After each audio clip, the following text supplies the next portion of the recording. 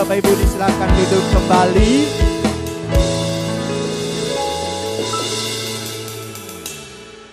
Pagi hari ini kita akan bersama diberkati dengan firman Tuhan. Mari kita siapkan hati kita untuk mendengarkan firman Tuhan. Dan bersama kita naikkan pujian kita kepada Tuhan. Ingat kasih-Nya. Karena kasih Tuhan yang begitu besar bagi kita, sehingga Bapa di surga merelakan anaknya Tuhan Yesus Kristus bagi kita. Kami sangat bersyukur Bapa di surga atas kebaikan-Mu bagi kami. Amin. Mari sama-sama kita nyatakan pujian ini bagi Tuhan. Begitu besar kasih-Mu Bapa, kami kan anak-Mu yang tunggal. Di saat aku percaya kasih menyelamatkanku, bukan sebagai hakim dunia, tapi penyelamat yang berkorban. Untuk diriku Kau tebus, kasih menyelamatkanku. Katakan, ingat kasih-Nya yang mengubah hidupku. Ingat kasih-Nya yang selalu ada. Kasih Yesus, kasih Yesus bagiku. Ingat bilurnya, ingat bilurnya yang sembuhkan lukaku.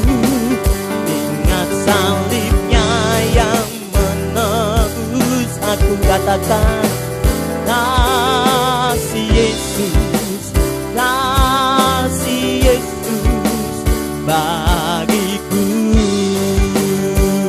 Mari kita ulangi pujian ini Bapak Ibu, nyatakan bahwa begitu besar kasih Tuhan kepada kita. Amin.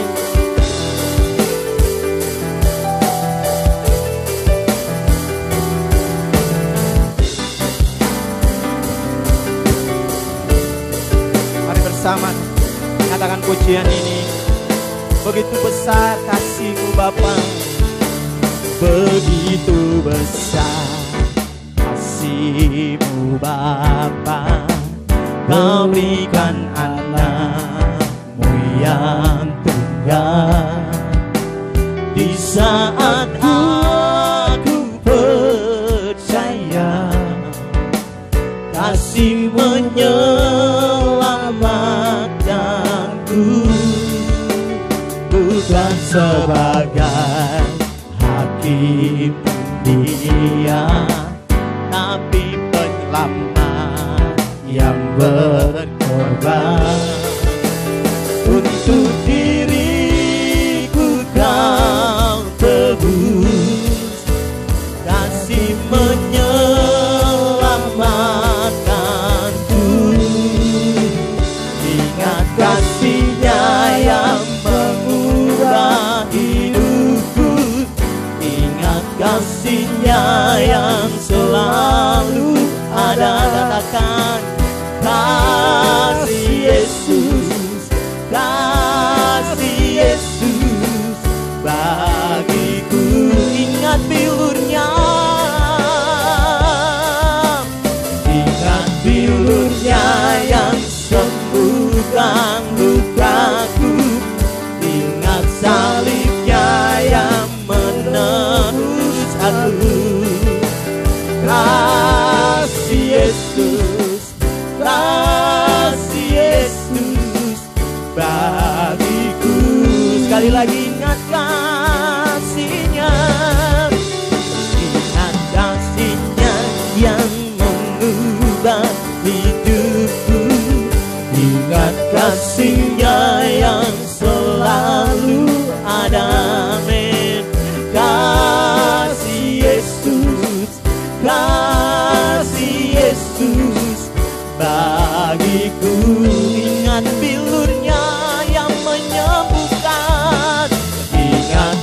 jalurnya yang sembuhkan lukaku.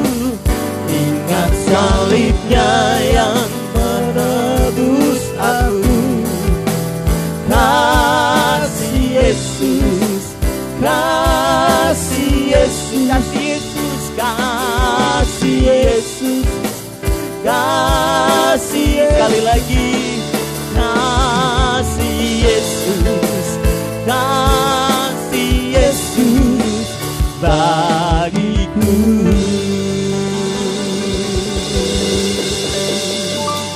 Mari sama-sama kita berdiri Bapak Saudara bersama Tuhan. Ingat kasih-Nya yang menebusku, ingat kasih-Nya. Mari sama-sama kita bangkit berdiri. Kasih Yesus, kasih Yesus bagiku.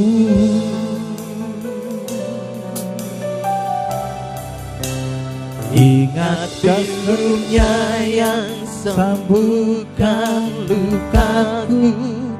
Ingat salibnya yang menebus aku. Kasih Yesus, kasih Yesus bagiku. Katakan lagi, angkat tangan kita, katakan ingat kasih-Nya.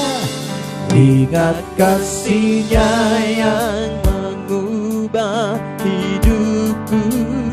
Ingat kasih-Nya yang selalu ada. Oh, kasih Yesus, kasih Yesus bagiku.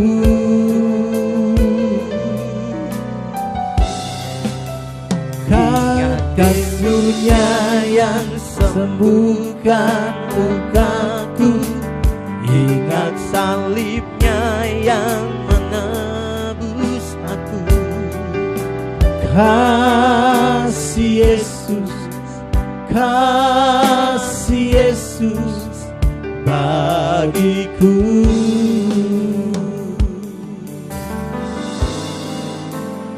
Terima kasih, kami bersyukur kepadamu, kami menyembah-Mu. Terima kasih kepadamu Tuhan, terpujilah nama-Mu, dimuliakan nama-Mu Tuhan, terpujilah Engkau. Segala hormat pujian bagi-Mu, segala keagungan bagi-Mu ya Tuhan. Terpujilah nama-Mu selamanya Tuhan. Kami bersyukur bagi-Mu, kami bersyukur kepada-Mu. Haleluya,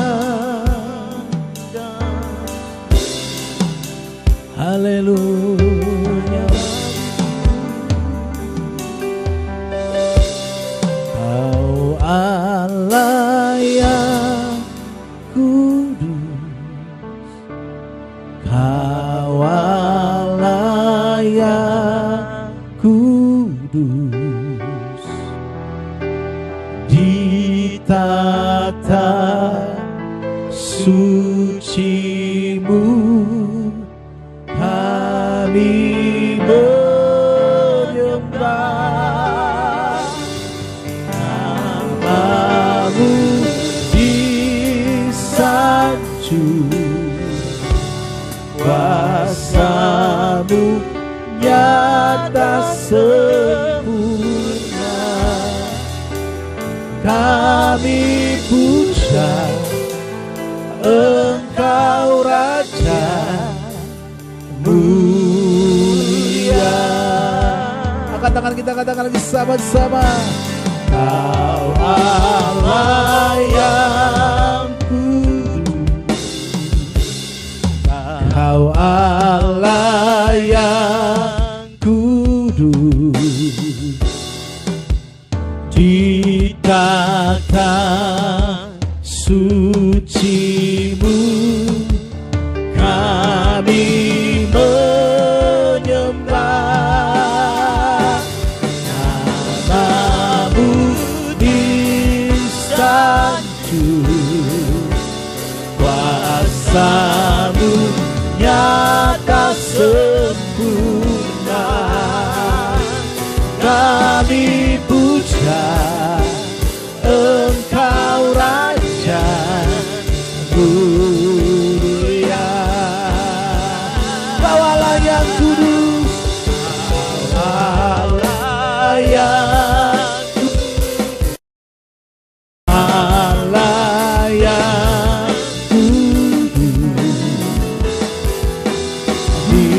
tata suci-Mu kami menyembah, nama-Mu disanjung, kuasa-Mu nyata sempurna. Kami puja Engkau Raja, Mulia. Kau Allah yang kudus, Kau Allah yang kudus, Kau Allah yang kudus. Di tata suci-Mu kami menyembah, nama-Mu disanjung, kuasa-Mu nyata sempurna. Kami puja Engkau Raja, mulia. Kami puja Kau Tuhan, kami puja Engkau Raja, mulia. Kami puja Kau Tuhan, kami puja Engkau Raja, mulia.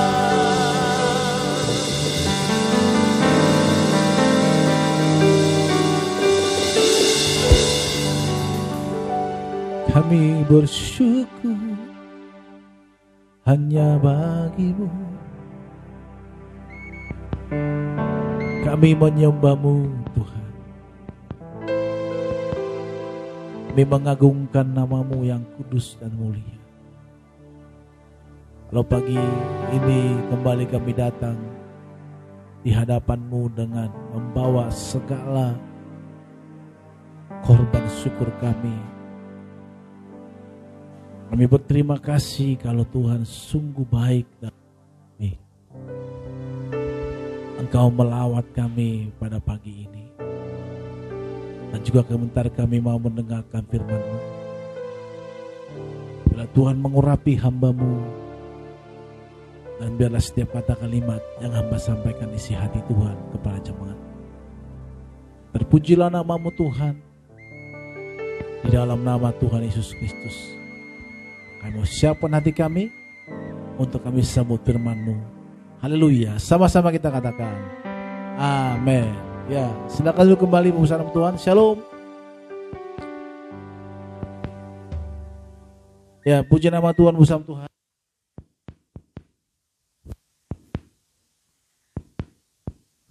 Ya, baiklah bersama Tuhan. Gini kita merenungkan kebenaran firman Tuhan. Kita buka firman Tuhan yang akan kita renungkan pagi ini dalam Lukas pasalnya ke-13 ayatnya yang ke-12 sampai dengan ayatnya yang ke-21.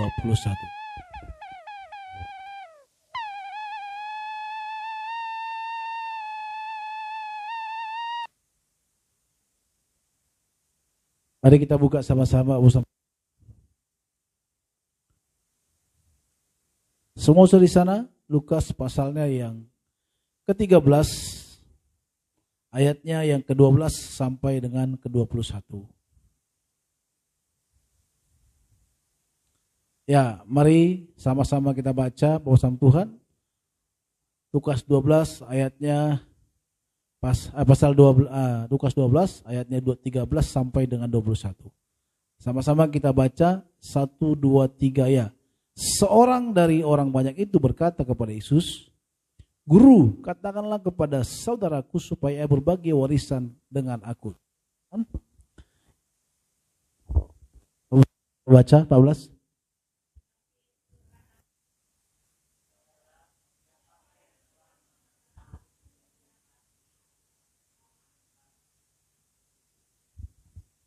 Ya, yang ke-15 katanya mereka berjaga-jaga dan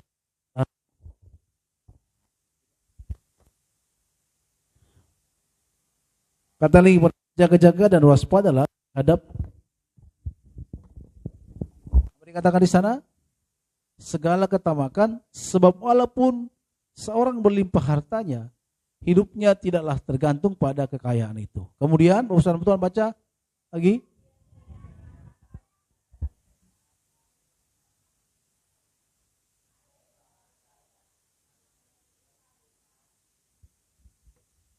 Ya. Selanjutnya dikatakan, ia bertanya dalam hatinya, apakah yang harus aku perbuat? Sebab aku tidak dapat mempunyai tempat di mana aku dapat menyimpan hasil tanahku. 18 sama-sama. Lalu katanya, inilah yang akan aku perbuat. Aku akan merombak lumbung-lumbungku dan aku akan mendirikan yang lebih besar dan aku akan menyimpan dalamnya segala gandum dan barang-barangku. Sesudah itu aku akan berkata kepada jiwaku, terus sama-sama, jiwaku, ada padamu banyak barang, tertimbun untuk bertahun-tahun lamanya. Beristirahatlah, makanlah, minumlah, dan bersenang-senanglah. Tetapi firman Allah kepadanya, hai yang kau orang bodoh, pada malam ini juga jiwamu akan diambil daripadamu. Dan apa yang telah kau sediakan, untuk siapakah itu nanti? Sama-sama ayat 21 kita baca. Demikianlah jadinya dengan orang yang mengumpulkan harta bagi dirinya sendiri, jika ia tidak kaya di hadapan Allah. Saudara kasih Tuhan, di dalam dunia ini ada dua kehidupan yang sangat frontal Bapak sama Tuhan. Yang pertama adalah di mana ada kemiskinan dan di mana ada kekayaan. Nah, kalau kemiskinan juga banyak juga orang miskin tidak bergantung kepada Tuhan. Ya. Dan juga di dalam ayat ini seorang yang kaya di mana dia menggantungkan hidupnya kepada ketenangan jiwanya, kepada hartanya, kepada kekayaannya. Nah, bukankah banyak manusia, orang-orang sekarang ini merasa nyaman kalau sudah punya ini, dan punya deposito yang banyak, dan punya pekerjaan yang bagus, dan merasa nyaman dan tidak membutuhkan Tuhan lagi. Banyak orang kita menemukan orang seperti ini. Di dalam kekayaan tentunya banyak orang yang membuat jiwanya menjadi tenang. Tentu bahwa sama Tuhan bukan saja orang kaya, orang miskin juga banyak juga tentunya yang tidak membuat Tuhan menjadi ketenangan jiwanya. Nah, Tuhan Yesus sangat marah terhadap orang yang seperti ini Bapak sama Tuhan. Kenapa? Sampai Yesus berkata orang ini orang bodoh. Di mana dia merasa nyaman dengan apa yang dimiliki. Dia merasa tenang apabila hartanya banyak. Maka bersama Tuhan, orang-orang yang tidak mengenal Tuhan, maka dia akan bekerja keras, bahkan melakukan segala cara, apapun dilakukan, demi apa? Demi ketenangan jiwanya. Orang berpikir kalau deposito banyak, tabungan kita banyak, terus banyak tabungan, ada juga harta atau kekayaan kita merasa tenang. Dan saya menemukan banyak orang yang ngomong seperti ini bahwa sama Tuhan. Nanti sekarang kita capek-capek, kita kumpulkan masa tua kita, ya. Nanti kalau udah tua nanti kita akan pindah, mungkin kita tenang di sana, hidup tenang, nyaman, ya. Nah, dan kita melakukan ini. Benar. Bisakah kita melakukan hal itu? Bisa. Tetapi apakah kita tahu umur kita sampai seperti apa yang kita bayangkan tadi? Kalau kekayaan kita menjadi sumber daripada kekayaan, menjadi sumber daripada kebahagiaan kita, maka Alkitab berkata kita menjadi celaka. Kalau begitu, bolehkah kita menjadi kaya? Ya boleh. Tetapi kekayaan kita kemana dulu kita buat? Jangan kita bergantung kepada harta kita. Maka dalam Alkitab berkata, dalam Matius 6 ayat 21, karena di mana hartamu berada, dikatakan di mana, disitulah juga hatimu berada. Maka kalau ada harta kita, pasti di situ harta kita, hati kita. Coba kalau kita beli sesuatu, contohnya gitar yang saya impikan selama ini. Saya main gitar, tiba-tiba Mima atau Yohan jedotkan itu ke lantai. Itu langsung pusing kepalanya pasti. Pasti marah-marah. Mima, Yohan, kamu tahu nggak itu mahal? Buku saja dirobek sama dia, itu saya marah sama Yohan. Kenapa? Karena saya tahu waktu saya kuliah dulu, membeli buku satu itu susah sekali, ampun. Harus kita sisihkan uang. Bahkan sampai nggak bisa beli buku, kita harus fotokopi. Fotokopinya pun fotokopi yang murah-murah, sampai bau minyak tanah. Pernah nggak saudara kuliah fotokopi buku, baunya minyak tanah? Jadi itu menjadi harta kita, di mana harta kita berada, disitulah jiwa kita berada. Itulah yang Yesus makan marah kepada orang-orang yang menggantungkan hidupnya terhadap harta. Begitu beratnya urusan Tuhan, orang yang menggantungkan hidupnya kepada harta. Maka Yesus berkata, di mana hatimu berada, hartamu berada, disitulah hatimu berada. Maka kita tidak boleh membuat ketenangan jiwa kita kepada harta kita. Maka di dalam Mazmur 62 ayat 1 dikatakan, hanya dekat Allah saja aku tenang, daripadanya lah keselamatan. Harus Tuhanlah yang menjadi ketenangan, kebahagiaan kita, Bapak Saudara. Bukan yang lain. Bukan harta kita. Bukan milik kepunyaan kita yang ada di dunia ini. Tetapi Tuhanlah harusnya yang menjadi kekasih jiwa kita. Seringkali orang-orang percaya menghilangkan 10 hukum Taurat yang berkata Allah adalah Allah yang cemburu. Kita kadang menghilangkan itu. Itu kan perjanjian lama, Pak. Maka kita sibuk dengan kesenangan kita. Dewa-dewa kita sebenarnya, sesembahan kita sebenarnya bukan lagi Allah yang kudus. Tetapi sesembahan kita telah menjadi berhala-berhala yang menyenangkan hati kita. Di mana fokus kita menjadi berubah, yang harusnya tujuan kita menyenangkan hati Tuhan. Tetapi fokus kita sekarang menyenangkan hati kita. Dan ini gak boleh. Apa salahnya dengan orang tadi? Dikatakan, tenanglah hai jiwaku, sudah banyak gandum-gandum yang disimpan, bahkan dikatakan tidak ada tempat lagi di lumbung-lumbung, dan dia harus mencari tempat lagi untuk membuat lumbung yang baru, untuk menyimpan harta bendanya. Tetapi Tuhan berkata, bukan disenangkan, tetapi hai orang bodoh. Jadi berurusan Tuhan, tujuannya bukan hartanya yang menjadi salah, tetapi fokus hati kita kemana. Berusaha kesem Tuhan, kita diciptakan Tuhan untuk apa sih? Kalau hanya untuk hidup, yang bergelantungan saja pun hidup. Atau yang di belakang rumah kita waktu kecil kita pelihara. Itu cuma hidup. Itu apa kita hidup? Tuhan merancang kita, harusnya ada tujuan hidup kita. Maka berusaha Tuhan Yesus datang ke dunia ini untuk menebus dosa kita, untuk menyelamatkan kita, supaya kita berarti, memiliki tujuan hidup. Yaitu apa? Fokus kita kepada Tuhan, menyenangkan hati Tuhan. Terus kalau kita kerja itu gimana Pak? Itu adalah efek daripada kita bekerja untuk Tuhan.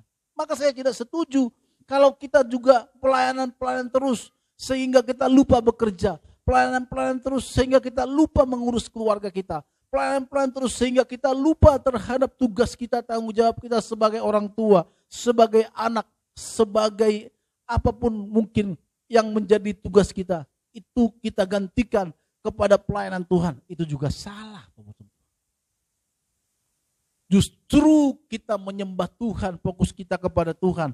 Harusnya kasih Tuhan itu kita bawa ke rumah kita. Kita bawa ke tempat pekerjaan kita. Kita bawa dimanapun kita berada. Itulah makna daripada sesungguhnya arti pemanggilan Tuhan terhadap kita. Kita nggak boleh membuat harta kita, apapun mungkin kita bukan orang kaya hari ini.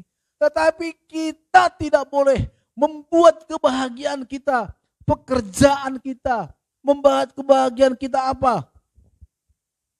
Kesenangan kita, hobi kita. Apa hobi kita sekarang? Itu kita gantikan untuk Tuhan. Yang harusnya kita harus ibadah, tetapi kita sibuk untuk mengurusi hobi kita. Yang harusnya kita datang menyembah Tuhan, tapi kita sibuk terhadap kesenangan-kesenangan jiwa kita. Bersama Tuhan, jujur saja, kita pasti lebih senang menyenangkan jiwa kita daripada kita bisa menyenangkan Tuhan. Kalau pagi-pagi apa yang kita lakukan? Apakah kita langsung melipat tangan kita berdoa kepada Tuhan? Atau melihat handphone kita? Berita-berita? Atau apa yang kita lakukan? Oh jangan salah, oh itu Pak biasa Pak. Oke. Tetapi itu sudah lalu fokus kita.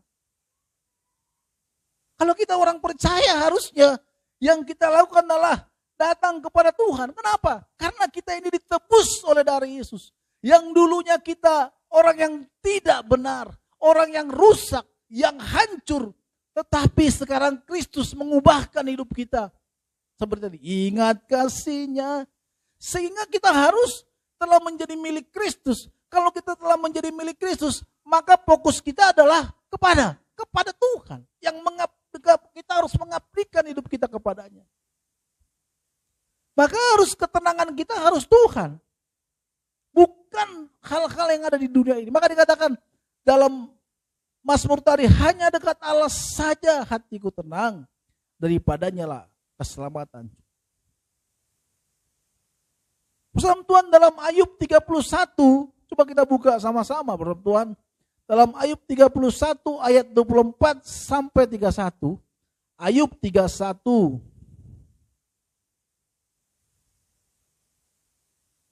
Sudah ada? Ayub 31.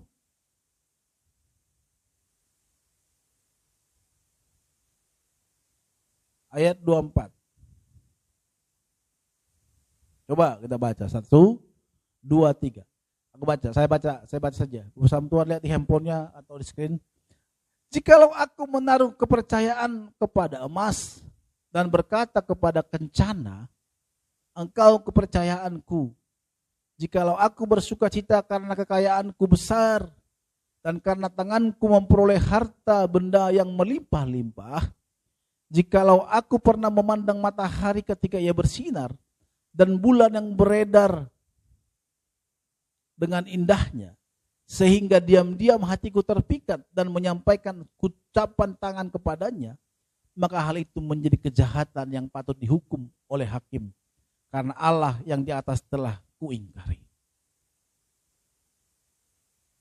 Bersama Tuhan kita nggak boleh membuat selain Tuhan menjadi ketenangan, kekaguman kita.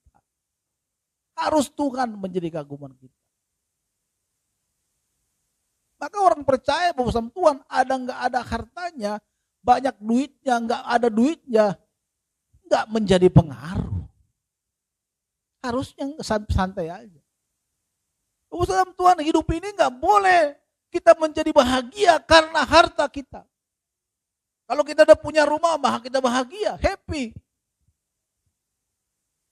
Seperti ada teman saya ngomong, saya kalau udah punya rumah nanti, saya udah kaya bang, saya akan melayani Tuhan sungguh-sungguh. Bohong kau. Gak usah kau ngomong begitu. Karena kau udah kaya, kau nanti kau pasti lupakan Tuhan. Coba kita bandingkan. Sekarang waktu miskin orang cinta Tuhan atau waktu kaya? Coba kita lihat diri kita. Atau kita lihat teman-teman kita. Gak usah lah teman kita sendirilah. Kalau kita nggak ada duit, apa yang kita lakukan? Puasa? Betul gak sih? Betul gak? Coba kalau tiba-tiba kita di PHK besok. Kita punya anak 10 contohnya. Kita adalah kepala rumah tangga membiayai 10 kepala ini. Apa yang kita lakukan? Kalau nggak jalan-jalan di rel, jangan bilang nama saya si Ronald. Pasti jalan-jalan di rel sono, jalan kereta api. Pak Ronald kiri, nggak apa-apa, biarkan saya di sini. Kenapa? Karena ujung tanduk. Karena kita tahu pusing, tiba-tiba ada surat PHK. Atau ini menyangkut masa depan. Nggak usah 10 anak lah. Untuk diri kita sendiri aja pun kalau tiba-tiba ada PHK. Atau kita cari pekerjaan sulit sekali, susah. Banyak penderitaan mungkin yang kita alami. Mungkin kita akan seperti orang berkata, biarlah mati aja lah aku. Di mana tempat gantung diri ya? Pohon toge aja lah, nggak sakit. Ya kan? Tapi kalau udah kita punya duit, beda. Harta kita udah di sana. Maka di sanalah jati kita. Pekerjaan kita. Kadang kalau istri saya pulang dia kerja capek, enggak doa dulu, capek tidur. Saya bilang sama dia, kalau kau capek pekerjaanmu itu, enggak usah kau terima sama Tuhan. Kan Tuhan kau bilang minta sama Tuhan kan promosi itu. Iya sih. Terus kamu capek, kamu enggak berdoa sekarang. Ya diam. Kalau enggak update Alkitab, kenapa kau? Capek kali Pak. Loh. Bukankah pekerjaan itu dari Tuhan? Kau minta ke Tuhan. Kau nyanyikan lagu. Kiranya kau memberkati aku melimpah-limpah. Itu lagu yang sih. Kiranya Tuhan melimpahi kita melimpah-limpah. Masa kita lupa kepada si pemberi yang melimpah-limpah itu? Selalu bilang ke dia. Saya tahu. Jam 5 dia harus bangun. Kadang doa saya ikat doa kutang sambil haleluya dia menyembah Tuhan. Kata dia tiap pagi ada doa kutang. Jadi kalau Bapak Saudara dengar di doa live doa kita ada kutang itu Mama Mima lagi masak di sana. Terus jam 5:30 dia harus siap-siap mandi dan pergi bawa mobil nyetir mobil. Kita nggak supaya yang kena macet karena kena macet stres. Saya tahu itu capek. Kalau gitu nggak apa-apa minta ke Tuhan, nggak apa-apa. Kalaupun rumah ini dijual atau kita nggak jalan ngontrak, apa nggak masalah bagi saya. Saya udah terbiasa kok hidup susah. Dia diam. Jangan gara-gara sesuatu yang kita miliki hati kita menjadi binasa di hadapan Tuhan.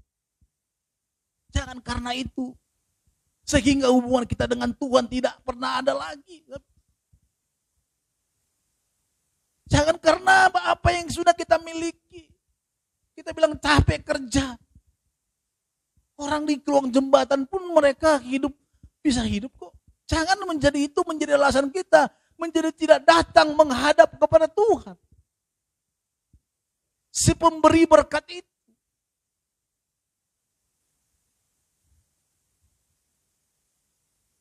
Jangan.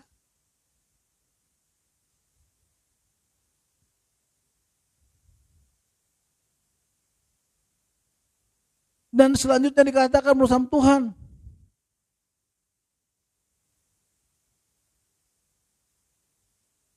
Di ayat 20 dikatakan, coba kita baca ayat 20. Dalam Lukas pasal yang ke-12 tadi.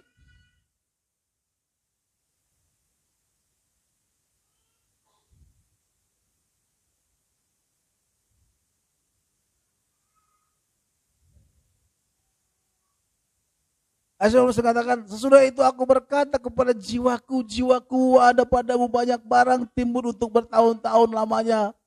Beristirahatlah, makanlah, minumlah, dan bersenang-senanglah.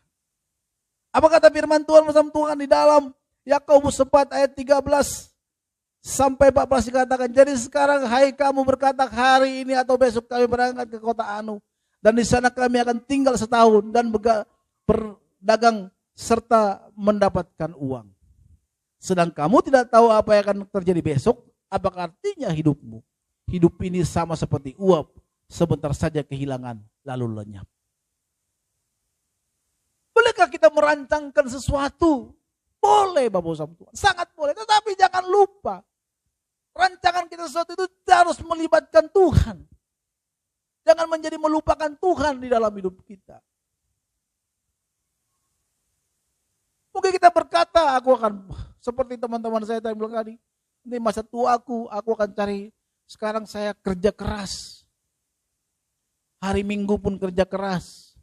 Yang harusnya untuk Tuhan, kerja keras. Terus, ada lembur sikat terus. Nanti sore lah, kau gak gereja hari ini? Nanti sore lah aku gereja. Kenapa? Ya ini aja kerjaan dulu lah, disikat. Karena nanti supaya masa tua kita, supaya bisa nanti menabung dan masa tua kita banyak uang dan kita bisa tenang. Ya boleh. Tapi sudah mengalihkan fokus kita kepada Tuhan. Siapa yang si pemberi berkat itu?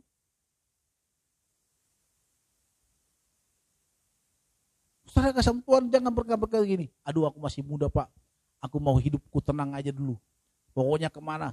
Cek. Itu lagu dugem. Aku mau bebas Pak. Nantilah Tuhan. Nanti kalau udah mau tua, mau mati baru percaya kepada Tuhan. Kamu gak tahu harimu kapan pergi. Jangan pikir kalau omong boru yang sudah ubanan langsung duluan pergi daripada kita yang masih muda. Jangan. Justru sekarang banyak anak muda yang pergi duluan check out. Minggu ini ada teman-teman yang masih muda 38 tahun. Dan saya lihat kemarin di TikTok ada yang masih usia 18 tahun, 20 tahun sudah pergi. Sakitnya apa? Ditanya, saya selalu suka komen lihat yang kalau postingin, sakitnya apa? Asam lambung. Sakitnya apa? Mah. Enggak sakit parah loh. Bukan sakit yang mengerikan. GERD. Kemarin main musik abangnya di sosial media sini meninggal juga usia 38 tahun. Saya tanya, kenapa sakit apa? Kata ada jantung. Ya maksudnya ada jantungnya, maksudnya sakitnya udah pasang ring. Terus karena kegemukan ada komplikasi. Tiba-tiba udah kolaps, bawa ICU berapa seminggu langsung pergi. 38 tahun, anaknya masih kecil-kecil. Saya lihat, saya nangis. Kenapa waktu saya kecil, bapak saya juga meninggal waktu saya masih kecil, kelas 1 SD. Saya nangis lihat anaknya. Saya peluk anaknya. Saya doain, Tuhan berkati anak ini, walaupun gak punya bapak. Tuhan percayakan bahwa dia akan dipelihara oleh Tuhan. Karena saya ingat waktu saya kecil, masih kelas 1, adik-adik saya masih kami 4 orang. 1, 2, 3, 4 kayak tangga nada gitu, do re mi fa sol la si do gitu. Sampai saya paling besar. Adik saya kecil, seperti Jaden ini masih belajar jalan gitu. Jadi kalau ditanya foto siapa, itu foto siapa? Itu foto bapak Uda, maksudnya bapak tua. Maksudnya foto bapak abangnya bapak saya. Itu bapak kita.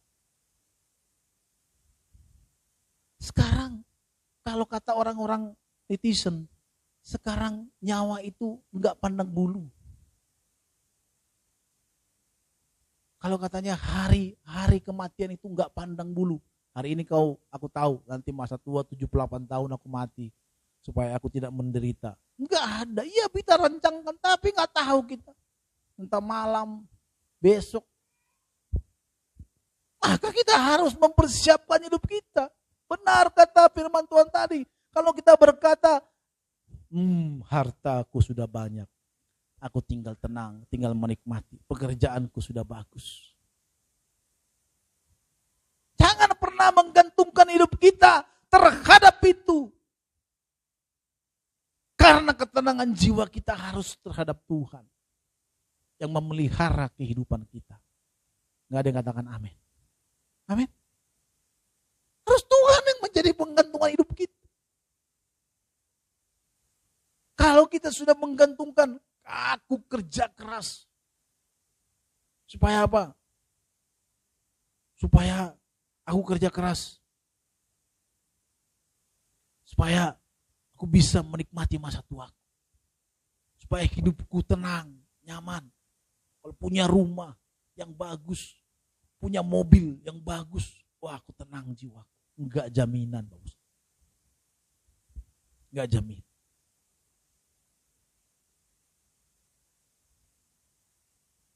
Enggak jamin. Itu ketiga, saudara kasih Tuhan.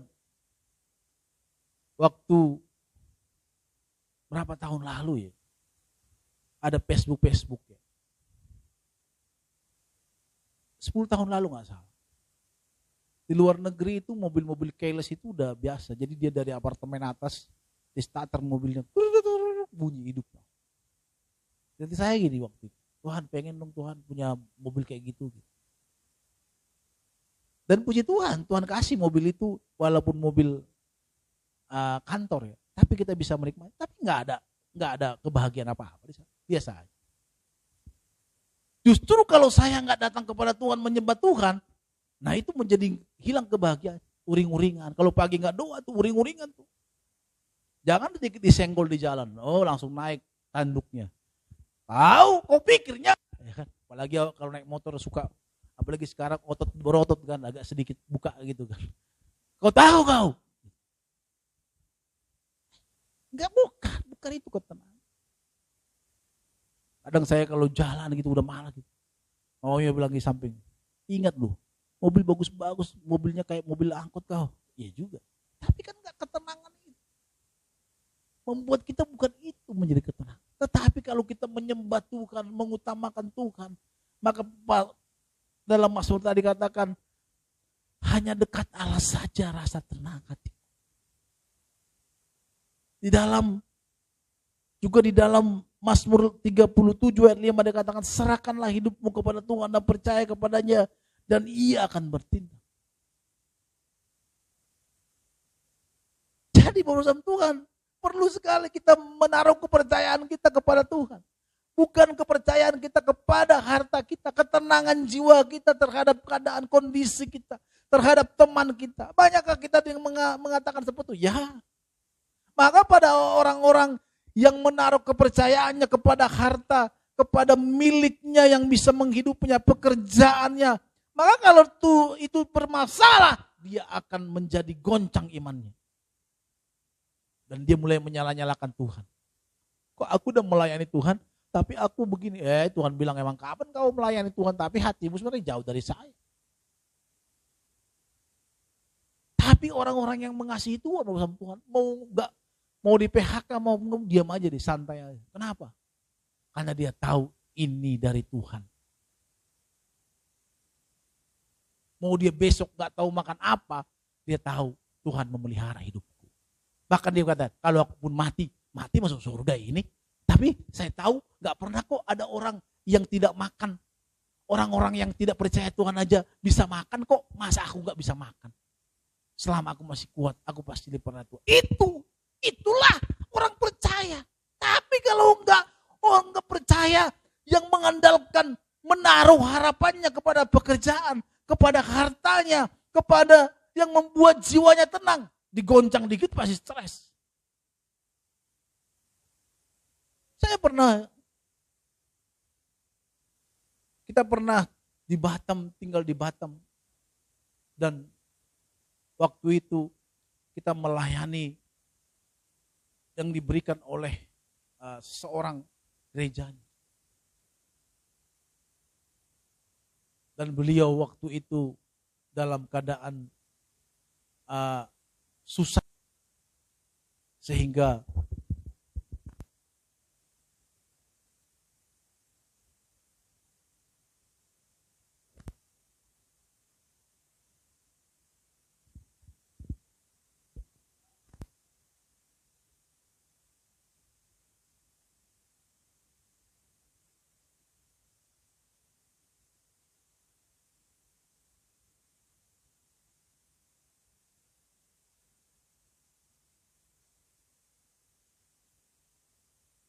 Tuhan itu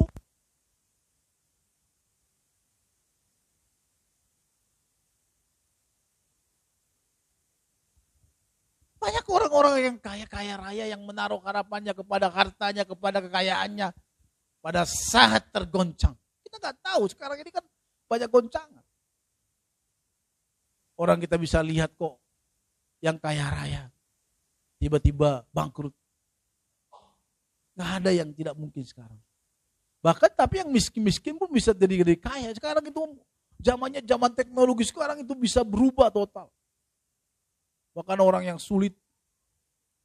Mana ada satu binaragawan saya lihat di sosmed. Dia bilang rumah yang tidak pernah kita pikirkan kita bisa beli.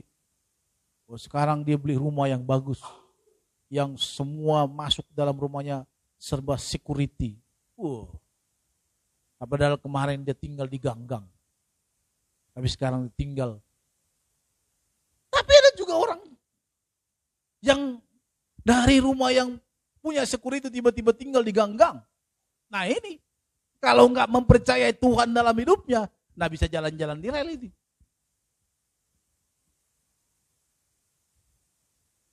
Orang-orang yang percaya kepada Tuhan, nggak pengaruh bagi dia kegoncangan dunia ini. Karena kebahagiaan kita adalah Tuhan. Bapak ini lebay, gimana Pak menjadi Tuhan kebahagiaan kita? Kalau kita healing jalan ke puncak, jalan ke Israel, jalan ke Amerika, itu Pak baru kebahagiaan. Ya, saya doakan bersama Tuhan menikmati itu, tapi lihatlah apa kebahagiaan.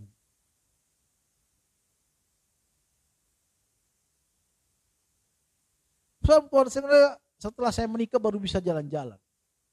Kalaupun jalan-jalan di bawah istri ajak contohnya gitu. Kalau hotelnya bagus, saya pura-pura, ayo Pak bagi-bagi kau, tidur-tiduran gitu. Saya lebih bisa menikmati daripada jalan-jalan, healing gitu. Khusus saya capek kaki saya, pegel. Tapi kalau kita dekat dengan Tuhan, kebahagiaan itu luar biasa. Apalagi kita menyembah Tuhan, ambil gitar. Ingat kasih-Nya yang kasih Yesus.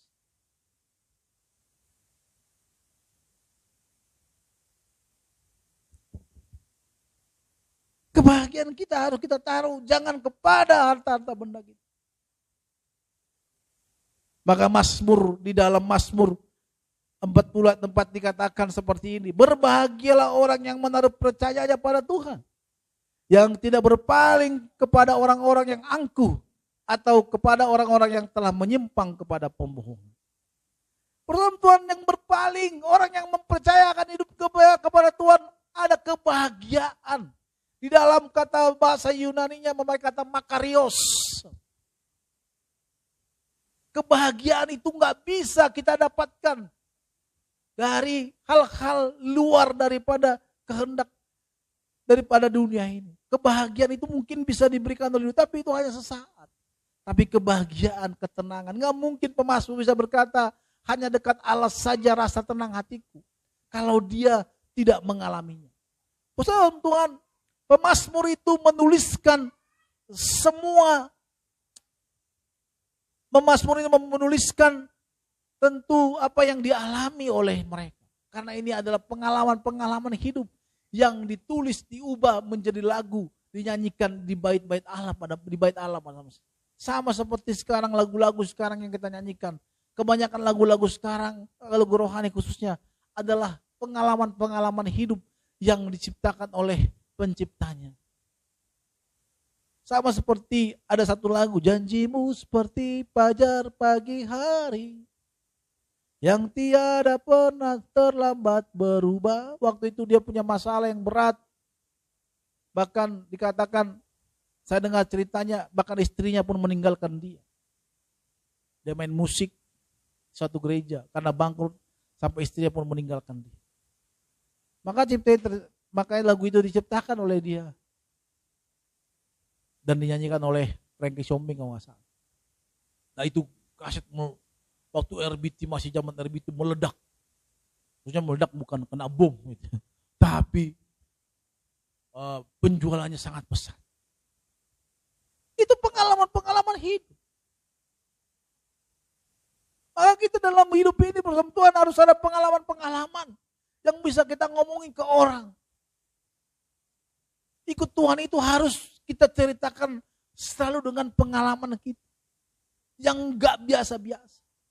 Maka Tuhan berkata, orang-orang yang dekat dengan Tuhan Dia memberitahukan rencana-rencananya. Kalau kita menyaksikan ada orang-orang yang dekat dengan Tuhan, pengalaman-pengalamannya luar biasa yang membuat hati kita tergugah. Tapi kalau orang yang kesaksian, coba kita lihat orang-orang yang bersaksi, ya puji Tuhan kami ini. Kalau kita tahu ini bukan orang yang, ini hanya hafalan. Bukan karena kedekatan dengan Tuhan. Tapi orang yang dekat dengan Tuhan, dia bisa menceritakan kebaikan Tuhan. Menceritakan bagaimana Tuhan menolong hidup. Bagaimana Tuhan berkarya dalam kehidupan. Kalau kita dekat dengan Tuhan, bersama Tuhan, kita tidak perlu lagi menjadi khawatir akan kehidupan dunia yang semakin menakutkan. Bersama Tuhan, kalau saudara baca sosmed, dengarkan politik-politik, mengerikan. Lihat nonton YouTube bagaimana politik-politik itu sangat-sangat menurut saya kepentingan bisa dikorbankan siapapun demi kepentingan politik. Kalau kita nggak dekat dengan Tuhan, berurusan Tuhan, kita akan tergilas oleh zaman.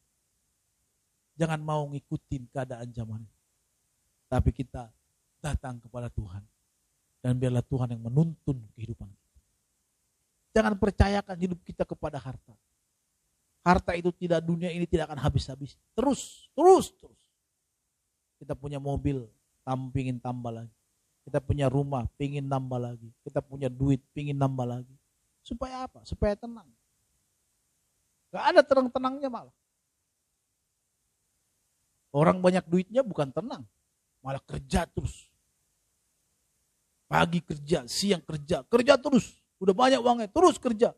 Karena dia pikir kalau gak kerja nanti habis uangku. Dunia ini dikatakan kesia-siaan belaka. Maka firman Tuhan ini berkata, kita harus Tuhan menjadi kebahagiaan. Mungkin Bapak Saudara hari ini merasa, gimana sih Pak caranya Tuhan menjadi kebahagiaan kita? Saya belum menemukan Tuhan menjadi kebahagiaan kita. Dan mungkin Bapak Saudara juga mendengarkan, gimana orang Tuhan menjadi kebahagiaan kita? Ya gak mungkin lah kita bisa menemukan kebahagiaan di dalam Tuhan kalau kita jarang-jarang untuk bersekutu dengan Tuhan. Saudara ketemu tahu nggak? Ikut Tuhan itu seperti minum kopi. Tidak ada orang yang berani minum kopi hitam kalau nggak terbiasa dengan minum kopi hitam. Saya sekarang kopinya nggak lagi pakai gula, udah pahit. Saya coba kemarin pakai gula, kok jadi nggak enak ya? Saya buang. Bu, tolong tambahin gula dikit dong. Saya buang. Gak enak, udah gak rasa. Terus kemarin saya sama istri pernah pergi ke kopi. Ini bukan endorse, kopi Joni. Waktu dia kerja. Saya minum. Saya coba kopi susu deh. Coba kopi susu, saya buat. Di rumah, kok gak enak ya? Saya caranya begini. Saya minum. Tapi lama-lama makin dingin, makin enak. Gak enak. Tapi kopi hitam itu nggak pakai gula, kok rasanya emang jadi nikmat. Seperti ada sari-sari dikit, ada satu di dalam di alam kopi pas kita minum itu ada kenikmatan di pahitannya itu loh. Aku bilang, kok bisa ya? Tapi orang nggak pernah pusing kepalanya. Maka orang-orang ikut Tuhan, orang nggak mau masuk ke dalam dengan nggak masuk, mau orang dari luar lihat ikut. Ke gereja terus, doa terus, tiap pagi jam 5 doa. Kayak gak punya kerjaan aja kau. Kerja kau. Tapi kalau kita sudah masuk dalam hadirat Tuhan, di sanalah kita menemukan sari-sari yang enak dalam kenikmatan jiwa kita. Maka orang bisa menangis, air mata dan ingus bercampur masuk ke mulut. Kita akan bilang, ini orang gila ini. Apain nangis-nangis? Coba masukin saudara, ada orang nangis-nangis menyembah Tuhan ke TikTok atau ke sosmed. Pasti akan dibully. Ya kan? Betul gak? Banyak akan membuli. Kenapa? Karena gak tahu. Sama seperti kita bilang waktu itu dulu. Saya beli kopi. Dibilang gini. Masih pakai gula? Masih om. Dia pernah lama di Amerika. Kalau di Amerika, Pak, orang nggak 3 kali sehari ngopi nggak pakai gula. Oh gitu Pak. Saya bilang, aduh gimana? Pakai gula aja. Nggak enak apalagi nggak pakai gula, gimana? Tapi kesini-kesininya saya menikmati nggak pakai gula. Rasanya enak. Kalau pakai gula tuh rasanya seperti ada nggak nyaman gitu. Maka kalau orang membuat Tuhan menjadi kebahagiaan, orang dari luar bilang, apaan sih? Ibadah lama-lama. Ketika saya duduk manis, menghadiri kedukaan, dia bilang, mereka ada program praise and worship 24 jam. 24 jam. 1 jam aja udah panas. Udah gini-gini kita, masa 1 jam, setengah jam. Pendeta gila ini lama kali buat penyembahan. Udah kuncinya salah-salah lagi. Suaranya juga cempreng. Cepatlah. Komporku belum dimatikan kayaknya. Kompor. Tapi anehnya bersama Tuhan. Kalau kita berdoa di hadapan Tuhan, rambut kita nggak pernah gatal jadi gatal, betul nggak? Badan kita nggak pernah gatal bisa jadi gatal. Kayak Tuhan nggak mengizinkan aku berdoa nih, udahlah. Kalau kita disuruh berdoa, ngantuk. Itu kan Bet. Coba kalau telepon sama teman, Ayang Beb telepon pagi-pagi jam 5. Pasti bangun. Iya Ayang Beb. Ngantuk nggak? Coba bilang ngantuk. Enggak. Saya itu waktu kenalan sama istri saya, kita sampai jam 4 pagi bisa chat-chatan waktu pertama kali. Ternyata setelah menikah, jam 9 dia udah tidur. Kau jam 9 udah tidur mah? Iya. Padahal awak tidur baru jam 5. Kalau jam 5 itu pun bagus. Kadang udah habis orang sholat, baru mengantuk mata. Jadi sepanjang hari kadang saya stres tuh. Waktu saya insomnia tuh kumat. Waduh. Saya bilang, Tuhan, mati aja lah itu anak. Sakit loh kalau insomnia. Di samping kita bisa, kita masih pengen mancap pejaman mata. Tapi ngebayang-bayang malas, mata makin sakit. Mainlah ini, kemana lah ini gitu kan. Aduh. Coba dulu jangan tidur siang. Coba gak tidur siang. Tetap aja begitu. Tapi sekarang, udah bangun, kalau bangun pagi, kalau baru lihat lewat 5, itu berarti ketiduran. Kok sekarang ada program doa pagi, susah bangunnya gitu loh. Dulu belum ada doa program pagi, jarang. Ya kita susah tidurnya. Maksud susah bangunnya, sekarang susah tidurnya. Sekarang susah bangunnya, kemarin susah tidurnya gitu. Itulah kehidupan ya, realita kehidupan. Maka kita berkata bersama Tuhan, daging lemah, roh penurut.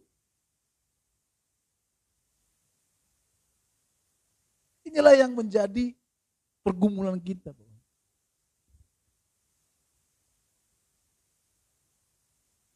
Resikonya orang yang mengumpulkan hartanya untuk ketenangan jiwanya. Resiko orang menaruh harapannya kepada kekayaannya, kepada pekerjaan, kepada hal-hal yang dilihat, bukan kepada Tuhan. Tuhan berkata, dia adalah orang yang bodoh. Orang bodoh. Dan orang-orang yang tidak membuat Tuhan menjadi kebahagiaannya, hukumannya ada. Orang berpikir dunia ini seperti tidak ada Tuhan. Seperti hutan. Coba lihat. Orang bebas melakukan kejahatan. Orang bebas melakukan dosa. Bebas. Tapi saya mau katakan kepada saudara, jemaat yang ada di sini, ingatlah apa yang kita lakukan semua akan dipertanggungjawabkan di hadapan Tuhan. Dari sekarang kita harus menghidupi firman Tuhan. Jangan bilang nanti, tunggu nanti, tunggu nanti.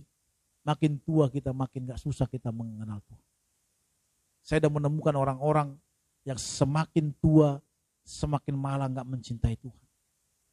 Maka kalau dari sekarang saudara mendengarkan firman Tuhan di masa mudamu, engkau mendengarkan firman Tuhan yang sangat-sangat keras, mungkin mengganggu jiwamu, supaya kau meninggalkan dosa.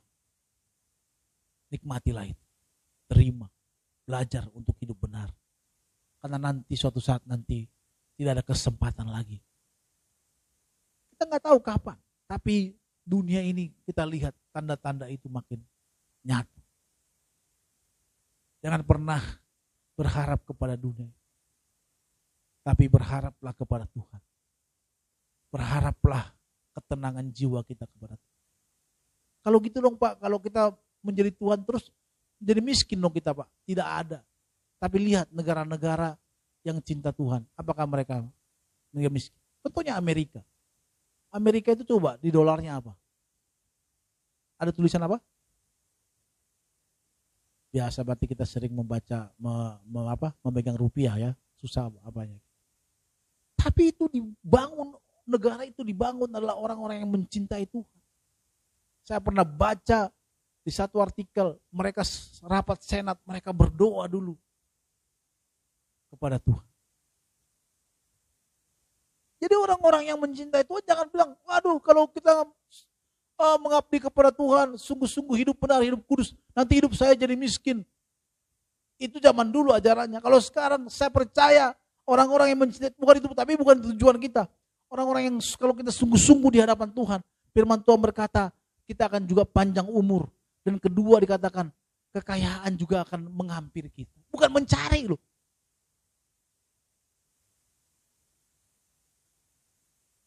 Tapi Pak, saya masih miskin sampai sekarang. Ya gak apa-apa, nikmatin aja dulu. Kadang ada masanya suatu saat, Tuhan buka jalan untuk kita. Untuk menjadi berkat. Gak mungkin. Kemarin saya, waktu kita pergi ke sinode kita. Ketua sinode bilang, kita akan beli ini. Dalam hati saya, sinode kita itu, gereja kita beberapa lah gereja kecil. Banyak misalnya gereja-gereja kecil ya, beberapa gereja besar. Tapi bisa beli ini. Dan kalau bersama pergi ke sana, sekolah teologi itu besar sekali. Bukit yang dibangun sekolah gitu. Ada asrama, ada ini.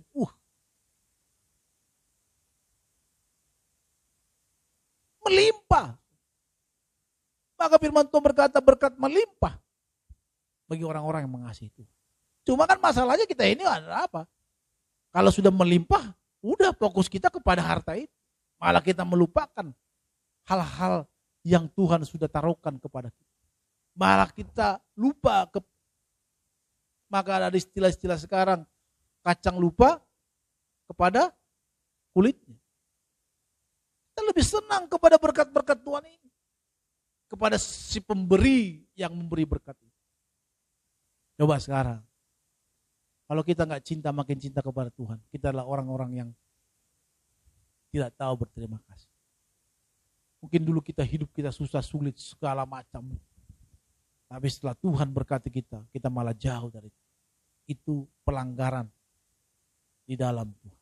Maka bersama Tuhan, jangan taruh kebahagiaanmu terhadap kekayaan dunia. Tapi taruhlah kepercayaan kita kepada Tuhan. Dialah yang menjadi kebahagiaan kita. Dia yang menjadi sukacita kita.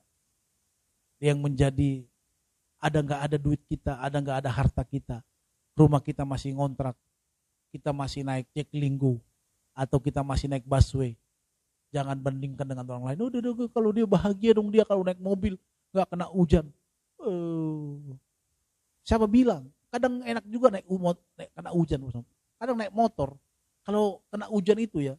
Kalau naik motor gitu, kasihan kita lihat naik motor. Benar, kalau mau kerja di kedinginan. Tapi kalau kita mau pulang, kadang kita tabrak aja hujan. Enak juga kena hujan, betul gak sih? Tuh kan? Tapi kalau kerja janganlah. Nanti menggigil kita di kerja. Ya, dan orang pun gak mau dekat. Tapi kalau, jadi jangan bilang kasihan ya dia naik motor gitu ya. Kena hujan, lebih enak naik mobil. Enggak, lebih enak naik motor. Kalau hujan, apalagi Jakarta, lebih enak naik motor, lebih cepat, satset. Hujan lagi kita nikmati, malah enak mandi hujan. Waktu kecil kok kita sering mandi hujan kok. Kenapa besar jadi malas mandi hujan? Kalau kita itu hanya apa? Hanya mindset kita aja yang gitu. Orang kasihan ya, dorong motor pagi-pagi. Saya pernah dorong motor kok pagi-pagi mogok. Bukan mengantar mami, waktu itu masih mogok. Sampai ngos-ngosan. Saya bilang bagus juga ya, di olahraga saya pagi-pagi dorong motor. Jadi nggak ada yang kasihan di dunia ini. Kalau Tuhan izinkan itu, kebahagiaan kita hanya dalam Tuhan. Amin.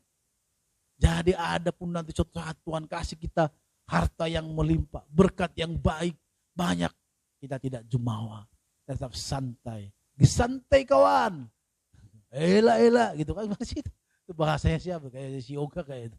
Disantai kawan gitu. Kawan santai aja. Mau ada berkat, wah, tetap kita cinta Tuhan, tetap mengasihi Tuhan, tetap kita melayani Tuhan, tetap kita memuliakan Tuhan dengan itu. Kenapa? Karena semua apa yang kita miliki ini hanya dari Tuhan dan kita persembahkan untuk Tuhan. Amin. Tundukkan kepala kita, satukan hati kita berdoa. Bapa Surgawi, kami bersyukur bagimu buat firman-Mu, bagi kami, berkati kami semua, berkati kami, kuatkan kami agar kami semakin lebih sungguh-sungguh hidup dalam Engkau. Apapun hari ini yang kami alami, Tuhan tolonglah kami, buatlah tujuan kami hanya Tuhan. Tuhanlah yang menjadi kebahagiaan dalam hidup kami. Tolonglah kami Roh Kudus, agar fokus kami hanya kepadamu. Dan kalau hari ini kami mengalami kesulitan karena keadaan hidup kami percaya Tuhanlah yang memberikan penghiburan, kekuatan kepada kami.